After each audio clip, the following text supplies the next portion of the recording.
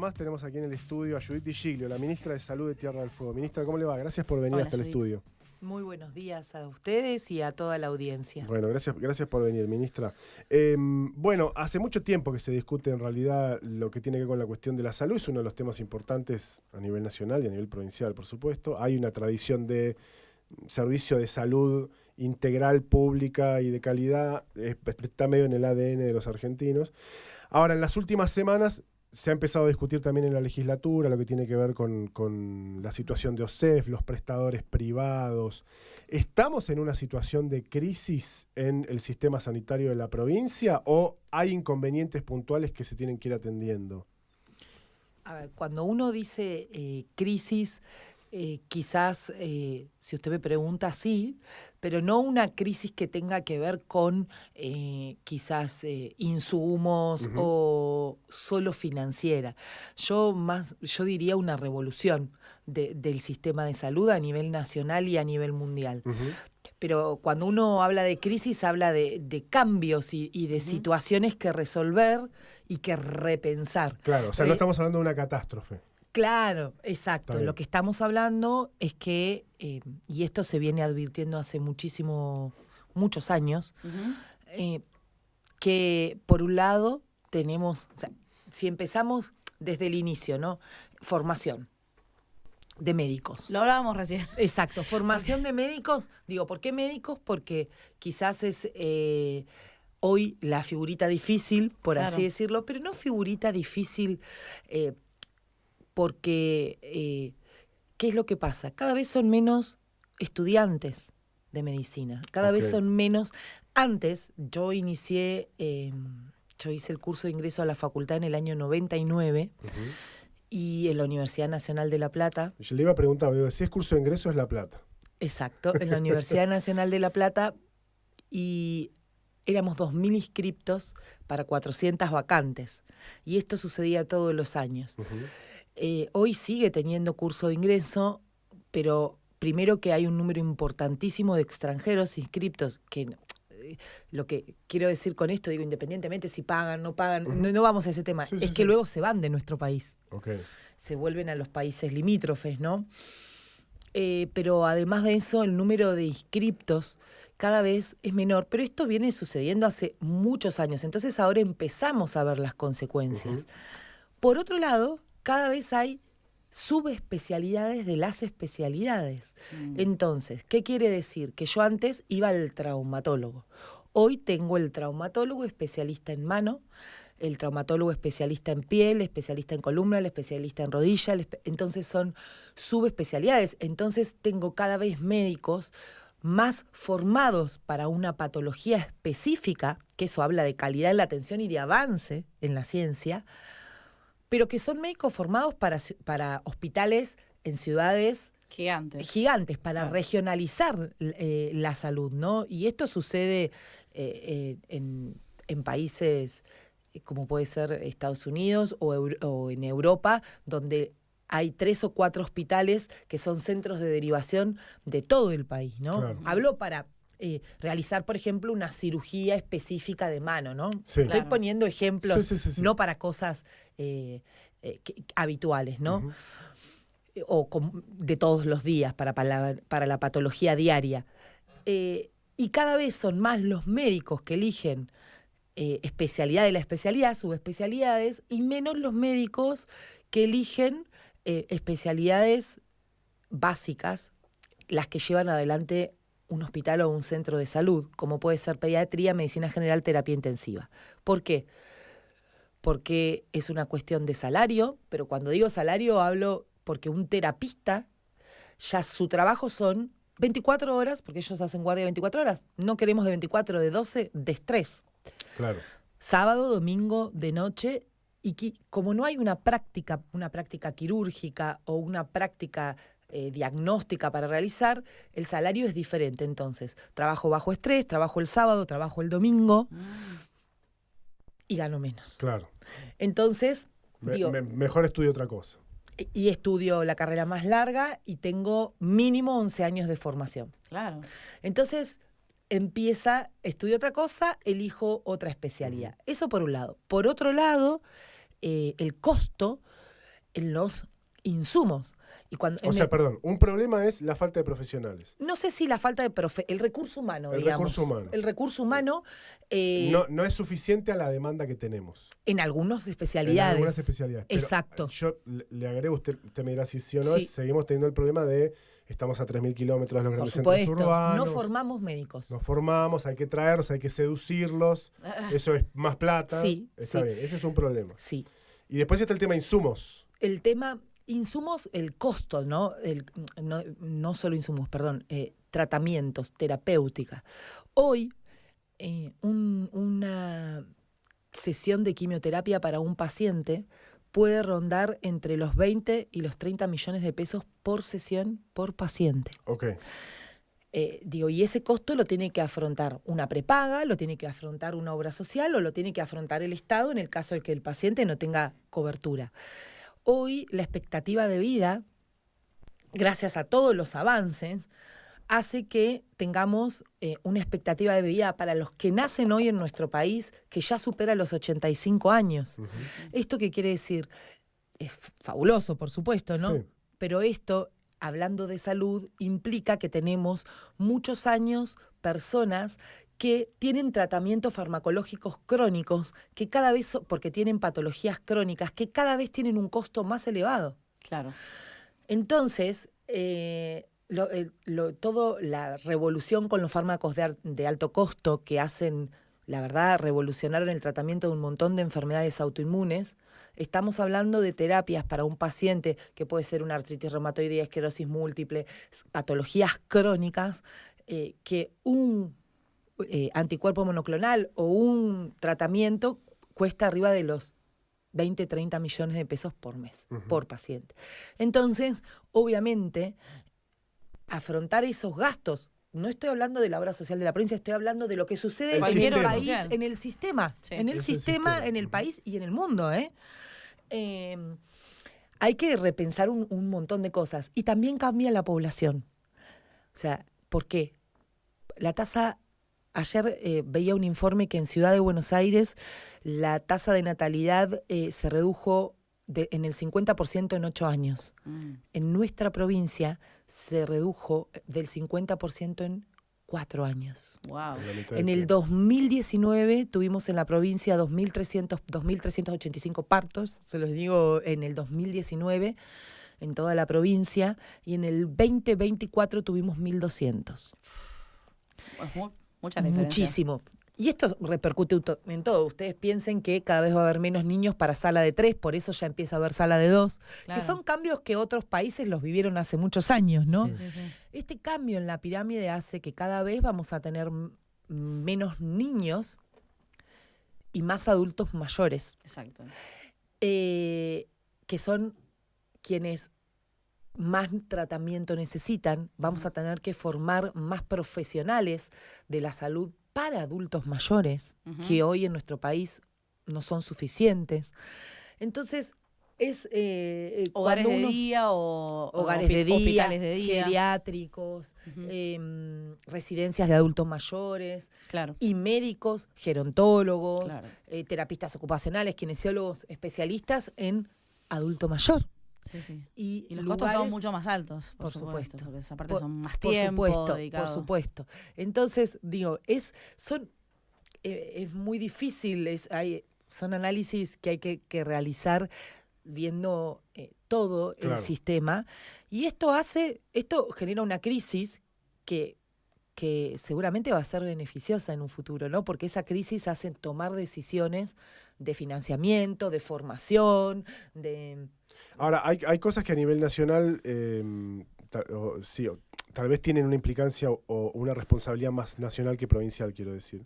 Así es. Y hay otras que sí son provinciales, uh-huh, de las que están al alcance de la mano del gobierno de Tierra del Fuego. ¿Cuáles son las medidas que están evaluando empezar a implementar en el corto, mediano o largo plazo como para empezar a atender esto que es un cambio de paradigma, básicamente? Nosotros ya hace mucho tiempo, luego de la pandemia, como ministerio, y cuando digo ministerio, digo el Ministerio de Salud, en conjunto con todas las personas que trabajan, fuimos tomando decisiones con respecto a la modalidad de contratación, que quizás esto, digamos, lo que nosotros tenemos que lograr es que el paciente que no tiene obra social en nuestra provincia tenga la misma atención que el paciente que tiene la mejor prepaga, ¿no es cierto? Uh-huh.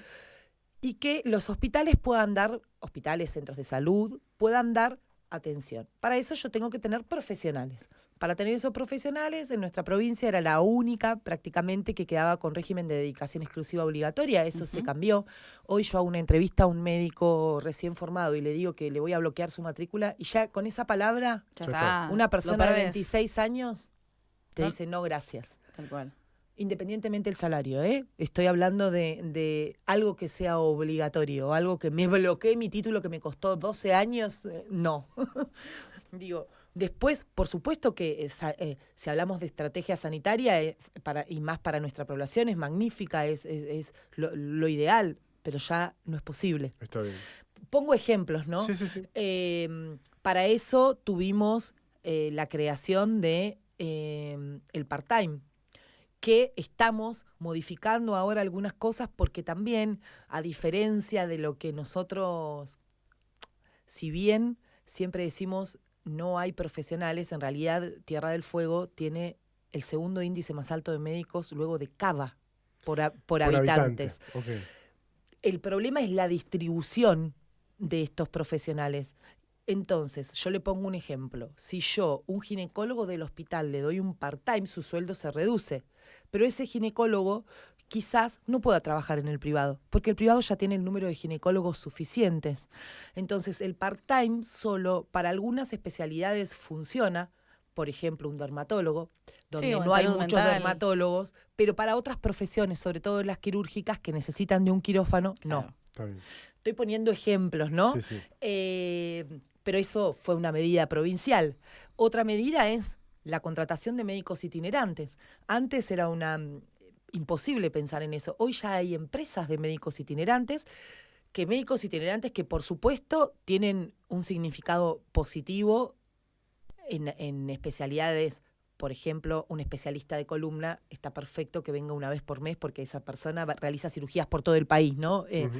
Pero nosotros hoy tenemos la cobertura, por ejemplo, de la guardia del Hospital de Río Grande con una empresa con médicos itinerantes.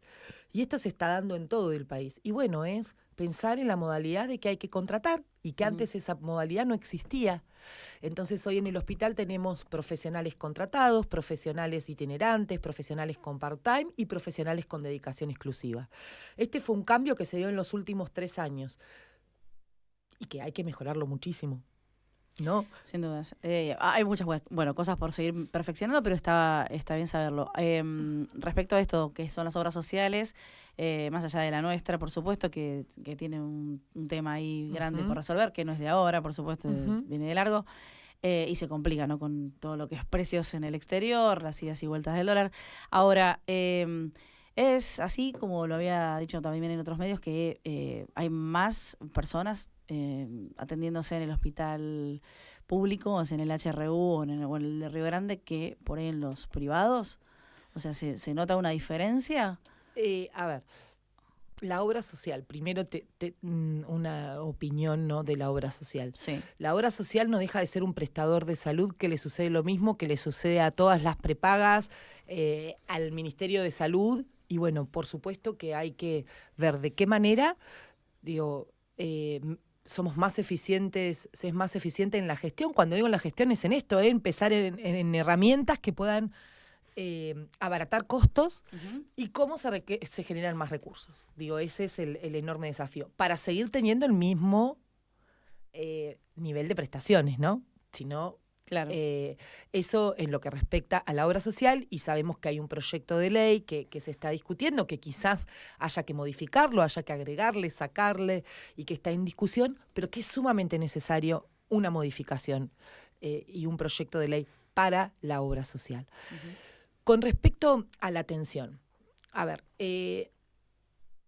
tenemos un promedio, todos los meses cambia, pero va modificándose muy poco, de 60.000 personas en nuestra provincia que no tienen cobertura, o sea que tienen cobertura exclusiva del Estado.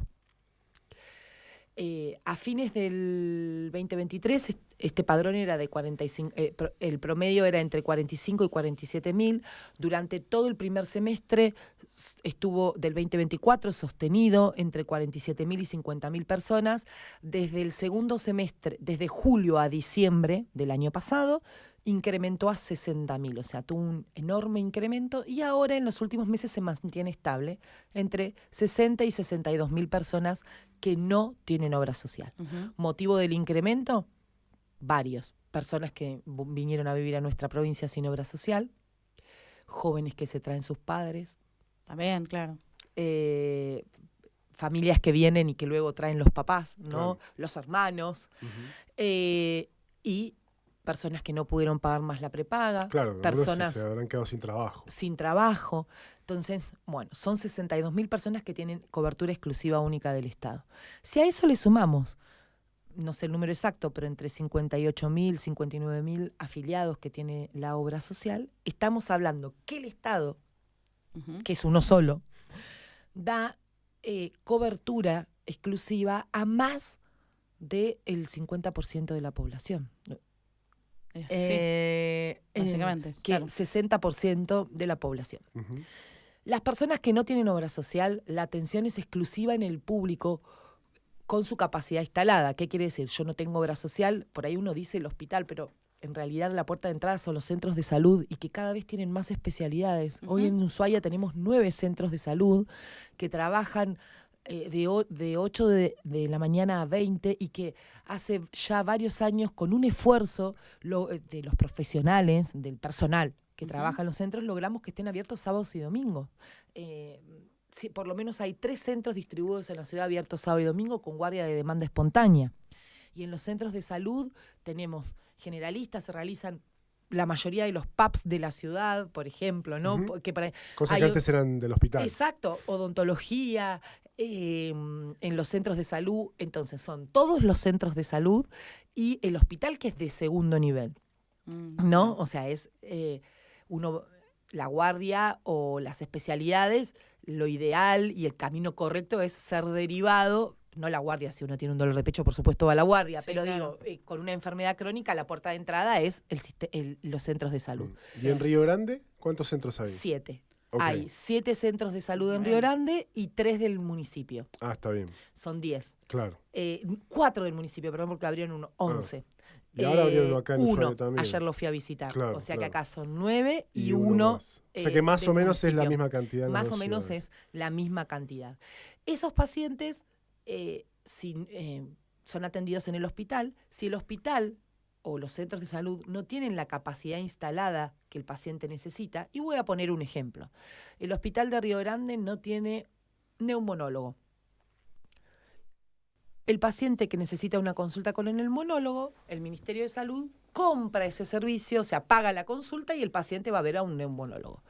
Si el paciente tiene que realizar un tratamiento de radioterapia en la ciudad de Buenos Aires, el paciente es derivado, se compran los pasajes, alojamiento y comida y va a realizar radioterapia a la ciudad de Buenos Aires. El paciente con obra social puede elegir dónde atenderse desde un inicio. Por supuesto que el hospital atiende pacientes de OSEF y de todas las obras sociales. Sí, y sí. hay servicios que son exclusivos del efector público, como puede ser la internación de pediatría, la terapia intensiva infantil, la emergencia, la neonatología. Partos de alto riesgo se hacen solo en el hospital de Ushuaia, independientemente de la obra social que uno tenga.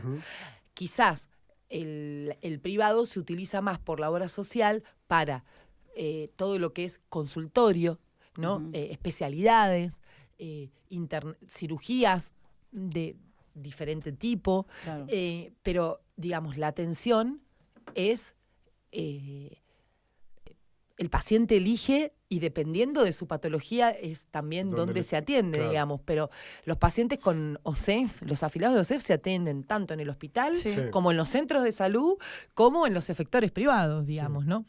Ministra, bueno, hay un par de cositas, pero ya nos estamos quedando sin tiempo. A mí, más que como una pregunta, lo hago como un comentario, que es, hace mucho tiempo que la provincia de Tierra del Fuego, mucho tiempo, no es una cosa de esta administración, discute la situación de OSEF. Y es cierto que OSEF representa a un montón de familias pero también es cierto que hay un montón de familias que no, porque los trabajadores del sector de comercio, supermercados, fábrica, no sé, qué sé yo, tienen sus propias obras sociales, hay mucha gente que paga las prepagas.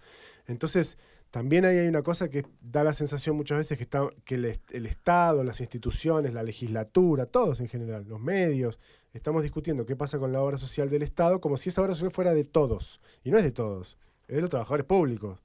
Porque los que no somos trabajadores públicos no tenemos ese servicio, tendremos otro, digo, de obra social, ¿no? Lo que se está trabajando de este proyecto de ley, ¿la involucra usted como ministra de Salud o es un tema que va aparte? Más allá de que tenga que ver con el sistema, ¿no? Me encantó tu aclaración, digamos. Y tenemos muchos inconvenientes con otras obras sociales, llamémosle obras sociales fantasma, que estoy poniendo, sí, que hay en el país, ¿no? Que en esto tengo que decir que el gobierno, el Ministerio de Salud de la Nación está trabajando. Por ejemplo, voy a poner ejemplos, ¿no? Una empleada doméstica que uno paga sus aportes, sí, que uno como dador, o sea, que esa persona tiene un recibo de sueldo, se desvían aportes, los aportes van a una obra social que no existe. En nuestra provincia no existe. Hemos hablado con ¿Pero Dora. existe en algún lado? Existe en algún lado, pero no importa que acá no tenga una oficina. Esa obra social tiene que Debería cubrir, claro. Y no cubre. Y así pasa con un montón. Claro. Pasa con un montón. Estoy poniendo ejemplos, sí, está bien. Y esa persona es doblemente perjudicada. Claro. ¿Por qué? Porque cuando va al sistema a realizar una atención, le dicen que tiene obra social, pero en realidad no la tiene. Claro. Otro grave problema, los monotributistas, los taxistas. Voy a poner ejemplos. Ayer leíamos las 10 opciones de Claro, obra social de monotributistas y no conocíamos ninguna. Ninguna, no los toman. Entonces son personas, y ese es un problema grave también, que como provincia no se puede, yo así como le digo esto, ¿no? Sí. Digo que es así. Es la respuesta y las medidas deben ser nacionales, ¿no? Claro. Ahí a través de la superintendencia, digo, no en eso, así como le digo que hay un problema enorme con muchísimas obras sociales, incluso con obras sociales sindicales grandes, que no porque funcionen mal, sino porque tienen el mismo problema que tiene la obra social de la provincia de ingresos, cada vez dan menos prestaciones. Claro. Y cada vez los pacientes sufren más para poder llegar a un tratamiento de alto costo o a una prótesis. Eso lo vemos todos los días. Ahí, por ejemplo, yo me lo escuché muy atentamente al gobernador de la provincia respecto de la apertura de sesiones. En la apertura de sesiones, él hace referencia a que el gobierno entiende que la solución no tiene que pasar por aumentar los aportes. Bueno, entonces, ¿de dónde vas a sacar la plata? Porque yo mi planteo, que es que no soy de OCEF, si vos la plata la vas a sacar de algún mecanismo que en definitiva tiene que ver con los impuestos, entonces yo estoy teniendo que con mis impuestos bancar una obra social que recibe menos y que gasta mucho. No porque sea ineficiente, que puede ser esa una discusión, recién, ¿no? sino porque a todas les entra poco y les sale mucho porque está todo muy caro. Exacto. ¿No? Entonces, exacto. no hay también hay una discusión que da respecto de, bueno, en definitiva, es una decisión política que tomó el gobernador, que es que no se le aporte a los empleados públicos. Capaz que la respuesta de ustedes, bueno, el gobernador ya dijo qué hacer, pero ¿qué es lo que se está pensando hacer como para que la obra social reciba lo que necesita? No, a ver, comparto y la idea no es sacar de la caja del Estado, ¿no? Digamos, que es de todas las personas que pagan impuestos y que hay muchas opciones. No se habló por ahora de aumentar aportes, pero puede ser una discusión que se lleve en la legislatura. Digamos, el proyecto no contempla aumentar aportes, pero sí contempla, por ejemplo, y es una de las opciones, entre muchas, porque no hay una única solución, en que aporten, digamos, las personas, por ahí te doy números que no son exactos,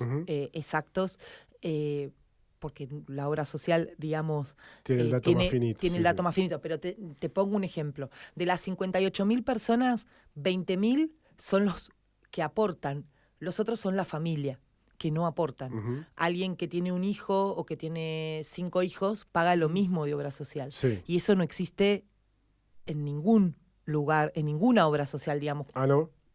Claro. No sé, ¿no es así? Claro, digamos. O sea, No, en lo cualquier... que serían como los adicionales. Claro, digamos, yo tengo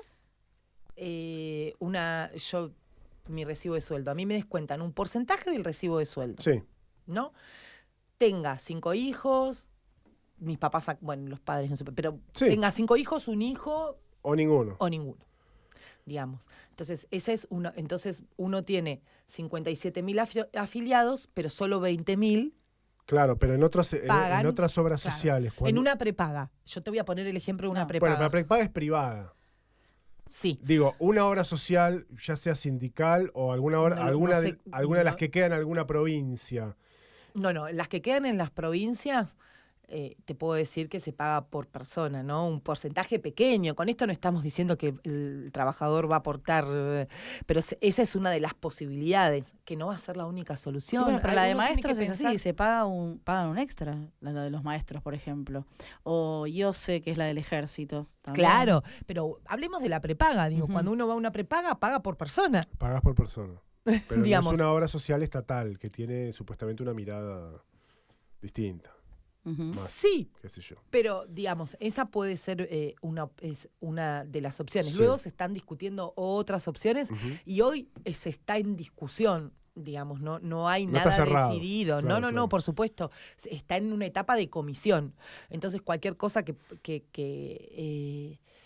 digamos, no hay decisiones tomadas. Ujú. Pero sí coincido en que obviamente que la obra social pertenece al grupo de trabajadores del Estado Ujú. y a la familia de los trabajadores del Estado y que es un problema que se debe resolver como obra social, ¿no es Claro, cierto? claro. Por supuesto, la legislatura, porque hay que modificar Sí, lógico. una ley que con esto yo era lo que te ponía como ejemplo, que no podemos hacer como ejecutivo con otras obras sociales que también tienen problemas y que hay un montón de problemas.